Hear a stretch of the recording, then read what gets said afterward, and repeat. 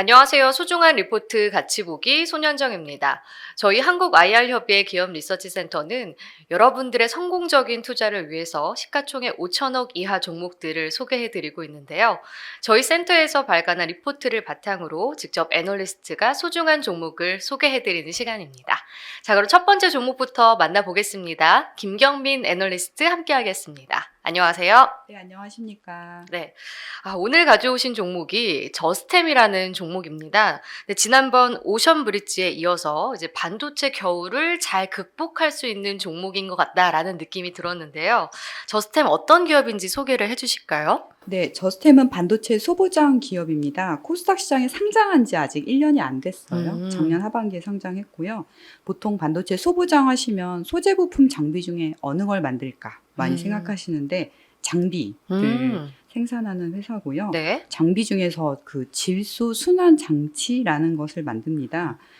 요 장치가 있으면 반도체나 아니면 디스플레이 제조사들이 수율을 개선시킬 수가 있습니다. 원래는 이제 논문상으로만 존재하던 그런 장치였는데 저스템이 이제 양산용으로 만들어서 지금 다수의 고객사한테 공급을 하고 있고요. 네. 지금은 제조 과정에서 반드시 필요한 핵심 장비다라고 보시면 되겠습니다. 네. 그러니까 수율을 높여줄 수 있는 이 질소 순환 장치를 만드는 기업인데요.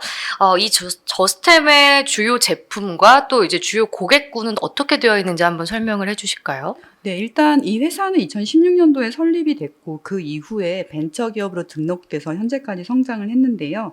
그 고객사 다변화 및 제품 다변화는 2018년부터 본격적으로 전개가 됐습니다. 네. 그래서 그 2018년도에 LPM이라고 불리는 로드 포트 모듈이라는 장치를 네. 개발해서 국내 고객사, 그러니까 국내 반도체 고객사 아시잖아요. 네네. 대형 고객사들한테 진입을 했고, 그리고 2018년하고 2019년에는 대만향 그리고 일본향으로 그 해외 고객사로 공급을 했습니다. 예, 그리고 2019년 6월에는 기술 혁신형 중소기업으로서 AA 등급의 이노비즈 인증을 획득했고요. 그리고 같은 해에는 디스플레이 장비용 이 순환장 그 보조 장비도 같이 개발했습니다. 그래서 현재는 고객사는 국내에 있는 대형 반도체 고객사 외에 해외 고객사도 확보했다. 이렇게 이해해 주시면 좋을 것 같습니다. 네.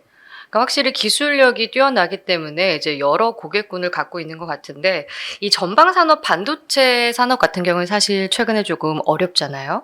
근데 좀 어려운 상황에서 어떻게 좀 판단을 하면 좋을지 산업 현황도 살펴볼까요? 네, 사실 이제 업황이 안 좋으니까 저희가 삼성전자나 SK하이닉스의 설비 투자 기조를 보면 네. 보수적이다라는 그쵸. 거를 충분히 느낄 수가 있습니다. 네. 뭐 SK하이닉스 같은 경우는 원래 연간 설비 투자가 10조 원이 넘었는데 올해 컨센서스 살펴보시면 10조 원이 안 되고요. 7조 원에서 8조 원 사이로 전년도 절반 수준으로 네. 형성이 되어 있습니다. 그래서 이 트렌드 자체는 보수적이고요. 다만 이 한국의 반도체 장비사 중에서도 고객사의 수율을 책임지는 회사들은 올해 매출이 증가합니다. 그래서 이제 그런 회사들 특징이 상장한 지 얼마 안 됐어요. 네네. 그래서 요번에 이제 말씀드리는 이 저스템도 네. 수율 개선을 책임지는 회사고요. 작년에 상장한 기업 중에 HPSP도 있습니다. 네네. 그러니까 HPSP는 장비 종류는 다르지만 역시 그 장비를 쓰면 고객사가 수율을 개선시킬 수가 있고요. 네. 그리고 이제 2020년도에 그 기술특례 상장 100번째 기업으로 알려진 넥스틴이라고 네네. 있거든요. 넥스틴도 역시 웨이퍼 분량을 판정하는 검사 그런 장비. 예, 맞습니다. 네. 그래서 이렇게 고객사의 수율 개선에 도움을 주는 장비사들은 원래는 이제 매출이 감소하는 게 정상인데 그쵸. 설비 투자 기조는 보수적이더라도 이들 기업들의 매출은 올해 감소하지 않습니다. 그렇군요. 그럼 이게 매출이 그러면 생각보다 이제 줄지 않고 뭐 늘어날 가능성도 저희가 배제할 수 없는데, 자, 근데 위원님이 보셨을 때 이 저스템의 투자 포인트는 어떻게 좀 꼽으셨나요? 네, 조금 전에도 말씀드렸지만 그 업황이 안 좋을 때도 매출이 증가한다는 게 강점인 것 같아요. 네네. 그래서 이제 이런 일이 실제 있었는지 저희가 알 수 있는 경우는 이제 2019년이고요. 네. 기억하시는 것처럼 그때가 미중무역 분쟁 맞아요. 초반이었거든요. 그래서 그때는 삼성전자나 SK하이닉스도 어려움을 많이 겪었지만 대부분의 강소기업들이 매출 감소 위기에 처했었어요. 그런데 저스템은 그때도 매출이 증가했습니다. 그래서 2018년도에 매출이 212억이었는데 네. 2019년에는 무려 362억으로 급증을 했어요. 그래서 네. 아무래도 원래 이런 장치가 과거에는 쓰이지 않다가 이걸 쓰게 됨으로써 수율 개선이 확실하게 이루어진다라는 네. 점을 이제 다수의 고객들한테 인정을 받게 되면서 매출이 증가했던 것 같습니다. 그래서 업황이 나쁘지만 이 회사의 매출은 증가할 수 있다라는 것이 가장 큰 투자 포인트인 것 같습니다. 네. 확실히 위기를 잘 극복할 수 있는 기업이 아닌가라는 생각이 드는데, 전반적으로 그럼 매출이 오히려 증가할 것이다라는 말씀을 해주셨습니다. 그럼 구체적으로 한번 실적을 살펴볼까요? 네, 일단 올해 매출이 좀 증가할 것 같아요. 그래서 그 올해 매출 영업이익 순이익은 전년 대비 늘어난 581억, 105억, 103억 정도로 전망을 하고 있습니다. 네. 고객사 입장에서 수율 개선 효과가 좋고, 그리고 이 장비가 반도체뿐만이 아니라 디스플레이 쪽에서도 이 유사한 장비가 적용이 되거든요. 네. 그리고 최근에는 또 2차 전지 쪽에서도 그 LOI 체결을 통해서 매출 가시성을 확보를 했습니다. 네. 그래서 반도체에만 국한된 기업이 아니고 디스플레이 그리고 2차 전지까지도 확장한 기업이기 때문에 올해 실적은 전년 대비 증가할 것 같습니다. 네. 자, 그러면 밸류에이션도 한번 판단을 해보면 좋을 것 같은데요.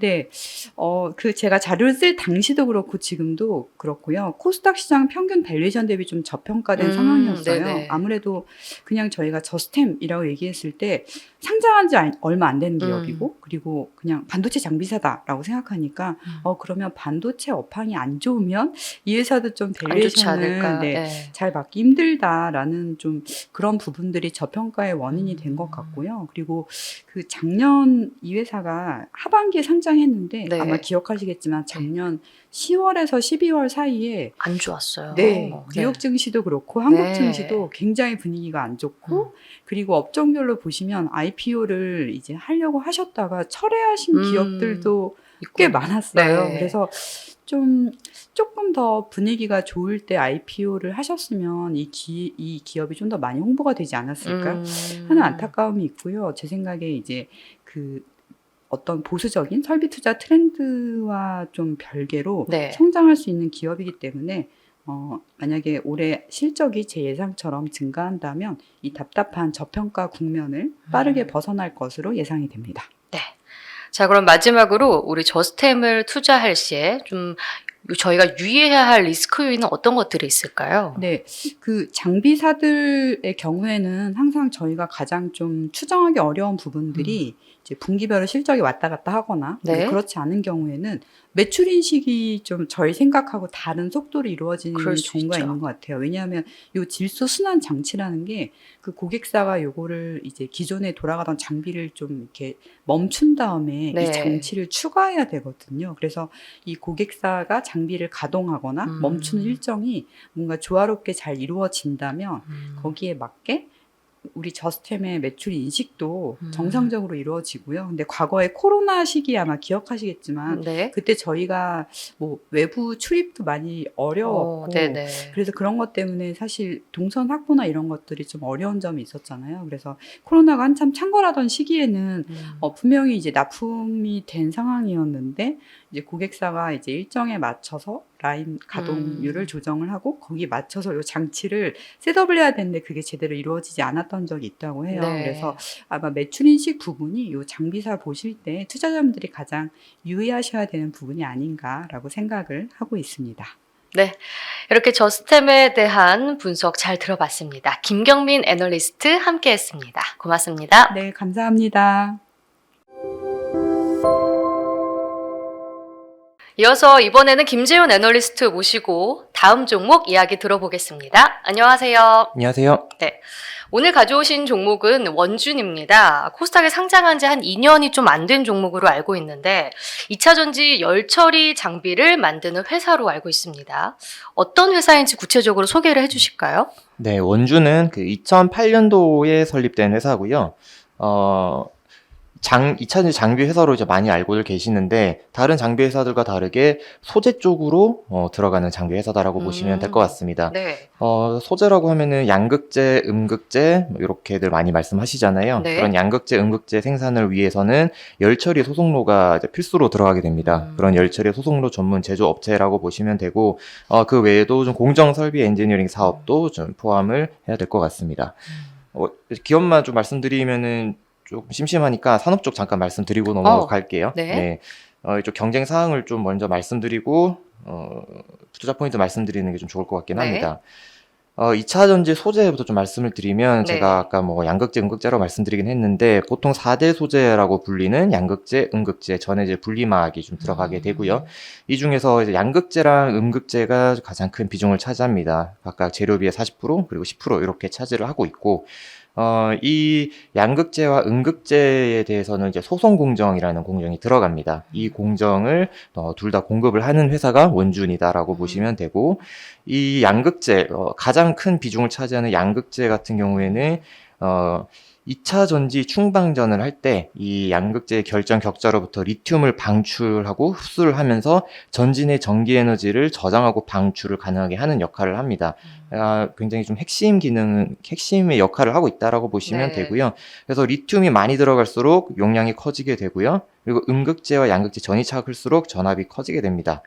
그래서 최근에 이 양극재 업체들이 좀 대규모 투자를 진행을 많이 하고 있는 만큼, 이 양극재 열처리 쪽에서 원준 매출이 좀 크게 올라가고 있는 상황이에요. 양극재 생산 공정은 제가 지금 화면으로 보여드리는 요 8가지 공정으로 들어가게 되고, 여기서 3번 열처리 공정이 바로 원준이 담당하는 부분입니다. 그리고 이 회사가 지금 국내선 점유율 1위를 좀 기록을 하고 있고요. 국내는 경쟁사가 없는 건가요? 경쟁사 있습니다. 있지만 점유율은 1위라고 보시면 되고요. 그래서 어떤 회사들이랑 경쟁을 하냐 살펴보면은, 이 양극재 쪽으로 들어가는 RHK 소속로 시장 같은 경우에는 제 일본의 노리닷게, 글로벌 기업인 노리닷게, 그리고 하나 모멘텀, 그리고 뭐 등등 해서 총 4개 회사가 경쟁 중에 있고요. 글로벌 시장은 이제 노리닷게가 선도를 하고 있습니다. 시장에서 뭐 가장 이제 빠르게 들어왔던 친구들이고, 매출이 뭐 일단 조단위인 큰 회사다 네. 보니까, 글로벌은 노리닷게가 선도하고 있고, 글로벌에서는 원준이 이제 그 뒤를 따라가고 있는 상황이라고 보시면 되고요. 하나 모멘텀 같은 경우에는 이 노리닷게 장비 라이센스 받아서 그걸 그대로 생산을 하고 있기 때문에 조금 다른 측면으로 보셔야 될 것 같아요. 국내 같은 경우는 이제 뭐 원준이 좀 1위를 하고 있고, 그래서 글로벌리도, 근데 어차피 국내 1위라고 하는 거는 국내 양극재 회사들이 글로벌 플레이어들이기 때문에, 네. 글로벌 MS를 계속 올려가고 있다라고 같이 이해하셔도 될 것 같아요. 뭐 이런 시장 상황에서 이 회사가 2020년도 때 독일의 아이젠만이라는 회사를 인수를 했습니다. 이 회사 같은 경우에는 이 기존 양극재 소속로가 아닌 PK 소속로, 그러니까 고온 소속로라고 이해하시면 될 것 같아요. 초고온 소속로에 대해서 연속식 장비 기술을 확보를 했고요. 이 부분은 제가 아마 투자 포인트 뒤에 말씀을 드리긴 할 텐데, 탄소기 음극재 시장 진출을 좀 성공을 하게 되는 좀 초석이 되었다, 이렇게 보실 수 있을 것 같습니다. 네, 지금 주력이 2차 전지 양극재 열처리 과정에서 꼭 필요한 장비를 만드는 거기 때문에, 이제 그러면 지금 성장하고 있는 2차 전지 시장에서 양극재 수요가 늘어남에 따라서 이 원준의 수주가 늘어날 수밖에 없을 것 같은데요. 이 점은 어떻게 보시나요? 네, 맞습니다. 이제 1번 투자 포인트 제목에 딱 적어놨어요. 양극재 수요 증가하면서 장비 수주 늘어난다. 네. 사실 최근에 뭐 기사들 많이 보시면은 뭐 리튬, 뭐 광산 어쩌고 저쩌고 뭐 얘기 많이 하잖아요. 네네. 뭐 그거 다 양극재 관련된 거고요. 그만큼 양극재가 2차전지 시장에서 좀 아주 중요한 부분이다라고 이해하시면 될 것 같고, 그렇게 되면은 어쨌든 양극재를 생산하기 위해서는 이 동사의 이 소속로가 필요합니다. 그러면 당연히 매출 늘어나는 걸로 이어진다라고 보셔야 될 것 같고요. 지금 현재 포스코 퓨처엠, 에코프로, LG화 이런 대부분 양극재 제조사의 열처리 장비 공급 이력을 보유를 하고 있고, 네. 현재 주 고객사가 지금 포스코 퓨처엠이라고 보시면 됩니다. 그래서 국내 시장 점유율은 50% 이상이라고 보시면 되고요. 이 포스코 퓨처엠 같은 경우에는 뭐 최근에 수주 공시도 엄청 많이 나왔고, 네. 투자한다는 발표도 되게 많이 했었잖아요. 지금 살펴보시면은 올해 초에 이 삼성 SDI랑 10년간 40조 원 규모의 양극재 공급 계약 체결했고요. 4월에는 LG 에너지 솔루션이랑 7년간 30조 원 규모의 양극재 공급 계약 체결했습니다. 그럼 지금 수주액만 거의 92조입니다. 정말 엄청나게 큰 수치죠. 네, 네. 그래서 이런 물량들을 이제 장기 공급 계약을 하면서 그러면은 당연히 이제 공장을 지어야 될 거고요. 그래서 지금 포항에 연 생산량 3만 톤 규모의 NC의 양극재 전용 공장 구축을 지금 계획이 되어 있고 한 3,920억 원 투입될 예정으로 발표를 했습니다. 그리고 작년에 이미 또 착공한 공장까지 또 있고요. 그래서 여기에 또 저희가 들어갔었어요. 그리고 또 퓨처엠이 GM이랑 합작법인 얼티엄캠 설립을 하면서 북미 지역에도 이 생산 공장 구축 중에 있습니다. 이 얼티엄캠 같은 경우에 이 에너지 LG 솔루션 GM 합작법인 쪽으로 또 공급할 예정이라 이 부분도 또 투자가 들어가게 되면은 뭐 원준이 수주를 또 할 수 있을 거다라고 보고 있고요. 그래서 이 고객사 대량 수주가 지금 좀 많이 예정이 되어 있기 때문에 지금 증설도 완료를 한 상황입니다. 연 5천 원 정도 캐파 지금 증설을 해놨기 때문에 이런 고객사 투자 확대에 대한 수혜는 좀 지속이 될 수 있다라고 볼 수 있을 것 같습니다. 네. 그러니까 주요 고객사 지금 포스코 퓨처엠만 보더라도 양극재뿐만 아니라 음극재 이런 신사업도 계속 하고 있기 때문에 앞서도 말씀해 주셨지만 원준도 양극재뿐만 아니라 다른 쪽으로도 시장을 넓혀갈 수 있을 것 같다는 생각이 드는데요. 진출 계획이 좀 있나요? 새로운 부분에 대해서도 진출 계획이 많이 있습니다. 네, 여러 가지가 있는데 일단 음극재부터 말씀을 드리면 네. 투자 포인트 2번을 보시면 될 것 같습니다. 일단 그 RHK 그 소송로 외에도 PK 소송로라고 제가 아까 그 독일 아이젠만 인수하면서 초고온 소송로 쪽의 기술 확보했다 말씀드렸는데 네. 원래도 원천 기술을 좀 보유를 하고 있는 부분이긴 했어요. 그래서 음극재 쪽으로도 소송로를 공급을 하는 이력이 있고요. 네, 이 PK 소송로에 대한 기술을 좀 확보를 하게 되면서 이 회사가 그 신소재라고 불리는 실리콘 음극재 쪽으로도 네. 장비를 공급을 했습니다. 이거는 신규 시장이고요. 이 실리콘 음극재가 또 굉장히 중요한 부분이 될 텐데, 음극재의 역할은 2차 전지를 충전을 할 때 리튬 이온을 받아들이고 저장하는 역할을 합니다. 그래서 전통적으로 이제 흑연, 뭐 인공 흑연이 쓰이니, 뭐 천연 흑연이 쓰니 이런 말 들어보셨을 거예요. 그래서 전통적으로 흑연 같은 탄소 물질이 가장 많이 사용이 되고요. 지금 현재 은조 흑연이 주를 이루고 있습니다. 뭐 가격이랑 안정성에 대한 장점을 가지고 있고요. 근데 이 어쨌든 배터리라는 거는 용량이 커지고 충전 속도를 빠르게 하는 쪽으로 계속 발전을 해 나가는 상황이잖아요. 이 실리콘 같은 경우에 흑연에 비해서 에너지 밀도가 높고 충방력 속도가 빠릅니다. 그래서 음극재에 실리콘을 첨가하는 방향으로 이 음극재 소재 기술이 발전 중에 있어요. 이건 뭐 기술적으로 보면은 흑연은 탄소 원자 6개당 하나를 저장하지만 실리콘은 원자 하나당 리튬이온 4.4개를 저장할 수가 있습니다. 그러니까 뭐 10배 이상 효율이 난다라고 보시면 될 것 같아요. 네, 다만 실리콘 같은 경우에는 실리콘은 열을 받으면 팽창을 합니다. 네. 근데 배터리가 팽창을 하면은 큰일 안 나겠죠. 되죠. 네, 뭐 폭발하겠죠. 그렇기 때문에 이런 안정성에 대한 단점이 있기 때문에 여러 가지 좀 방법이 동원되고 있는데 실리콘 함량을 점점 올려가는 수준으로 지금 상용화가 된 상황입니다. 이런 시장에 이미 원준이 그 장비를 공급을 했고요. 실리콘의 음극재 제조 공정에 이미 공급을 한 상황이기 때문에 이 부분에 있어서도 좀 시장 성장에 대한 수혜가 좀 기대가 되고, 그리고 하나 더 전고체 배터리 이야기 많이 나오잖아요. 네. 오늘도 뭐 기사 나왔던데 지금 녹화 방송이라 오늘이라고 하는 게 아마 나가는 날짜는 네, 아닐 6월 겁니다만 30일 기준. 네. 6월 30일 기준으로 좀 삼성 SDI가 발표를 했죠. 뭐 전고체 배터리 이제 빨리 내겠다 이렇게 네. 발표를 한 걸로 알고 있는데, 이 부분에 대해서도 파일럿 일처리 장비 수출에 성공을 했습니다. 미국 쪽으로 보냈었고요. 그렇다라고 보면 실리콘 음극재 그리고 전고체 시장 두 가지 다 좀 확보를 하고 있는 이제 좀 경쟁력을 가지고 있다라고 볼 수 있을 것 같습니다. 양극재뿐만 아니라 음극재랑 전고체 시장에도 진입을 했고 지금 계속해서 좀 진행이 되는 것도 살펴봐야 될 것 같습니다. 근데 원준이 작년 같은 경우에는 매출이 상당히 좋았는데 마진은 조금 안 좋았더라고요. 좀 네. 어떻게 실적을 보셨나요? 우선 작년에 영업이익이 좀 떨어진 부분은 좀 짚고 넘어가야 될 부분인 것 같아요. 네. 일단 실적을 살펴보시면 작년에 매출 1,400억에 영업이익 100억 정도 기록을 했는데 YOY로 좀 많이 빠졌습니다. 매출은 엄청 많이 늘었는데 영업이 네. 많이 빠졌고, 이 이유 자체가 그 매출 원가율이 좀 많이 올랐어요. 2022년에 이제 투입이 되는 원재 스테인리스가 가장 큰 비중을 네네. 차지하고 있는데 스테인리스 가격이 많이 올랐습니다.